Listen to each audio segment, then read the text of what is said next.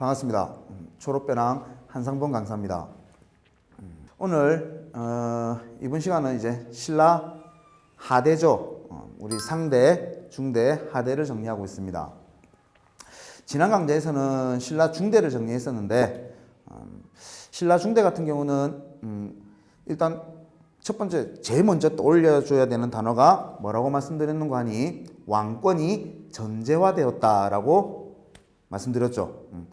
그래 놓고 이제 왕권을 전제화시키는 과정들이 이제 쭉 그 특징으로 나오는 거죠. 첫 번째, 집사부 시중의 권한이 강해졌다는 거. 그리고 귀족 세력을 약화시켰죠.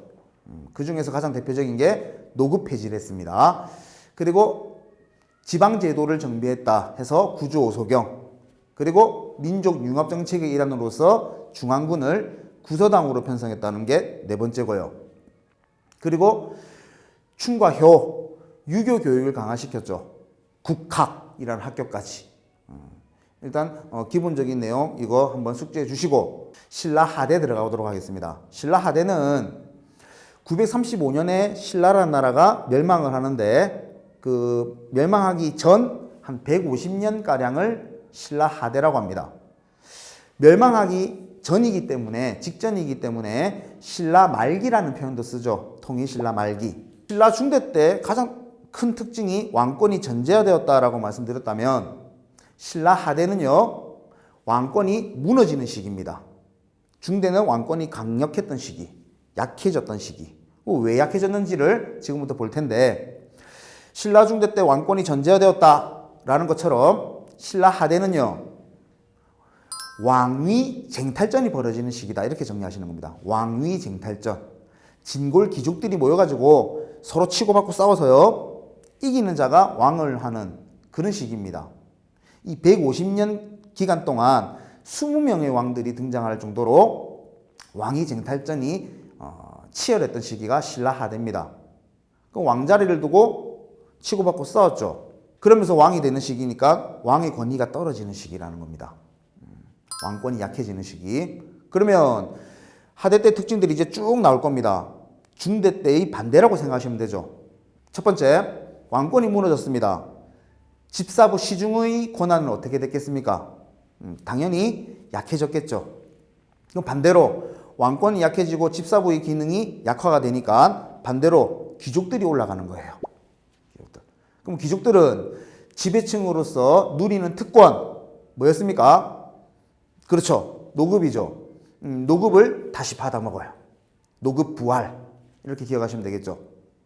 반대죠, 지금. 반대. 왕의 명령이 지방 구석구석까지 미치게끔 하기 위해서 지방 제도를 정비했었던 게 신라 중대라면 신라 하대는요. 왕의 명령이 지방 구석구석까지 미치지 못해요. 그러면서 각 지역마다 왕 말을 듣지 않고 그 지역에서 권력을 장악하는 세력들이 등장하게 되는데 그런 사람들을 우리는 뭐라고 부르냐면 호족 세력이라고 부릅니다.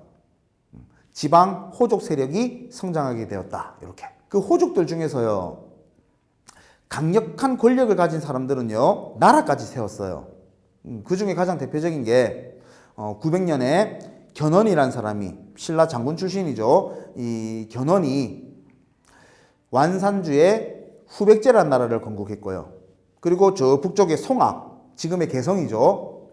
거기서 궁예가 901년에 후고구려를 건국합니다. 그러면서 우리 신라라는 영토가요. 경상도 일대로 줄어들게 되면서 신라, 후백제, 후고구려 이렇게 후삼국 시대가 도래하게 되는 게 신라 하대 때의 특징입니다. 그리고 또 호족 출신으로서 또 한 번씩 언급이 되는 사람이 또 유명한 사람이 누가 있냐면요. 바다의 왕자라고 불리는 사람 장보고가 있죠. 장보고 같은 경우는 완도에 우리 전라도 끄트머리에 있는 완도에 청해진이라고 하는 해상기지를 설치해 놓고 해상무역을 장악했던 게 장보고죠. 이런 호족 세력들이 등장했던 게 신라 하대입니다. 그리고 신라 하대가 되면 풍수지리설이라는 게 중국으로부터 우리나라에 들어와요. 도선이라고 하는 스님에 의해서 우리나라에 풍수지리설이 도입이 되는데 이 풍수지리설이라는 게 뭐 하는 거냐면 이 산세나 지형들을 보면서 인간의 기륭화복을 점치는 거예요. 또는 이곳은 길지다. 이곳은 땅의 기운이 좋지 못하다. 이런 걸 정하는 게 풍수지리설이라고 하죠. 풍수지리설, 풍수지리사상이라고 하죠. 이 풍수지리설이 어떤 역할을 했는고 하니까 신라의 수도인 경주, 금성이죠. 경주는 땅의 기운이 셌다. 이런 이야기를 합니다. 그 말은 이제 신라 국력이 약해졌다는 걸 얘기하는 거죠. 신라 경주의 땅의 기운이 셌다. 이런 풍수지리설이 이런 소문을 퍼뜨립니다. 소문이라고 하는 것은 한 달이 건너면 건널수록 더 커져요. 신라 조만간에 망할 것 같다던데, 땅의 기운이 세서 망한다는데, 이런 소문이 퍼지면서 저 끄트머리 가면요, 망했다는 소문도 있을 수도 있을 겁니다. 그 정도로 이제 기강이 완전히 무너지는 게 신라 하대죠.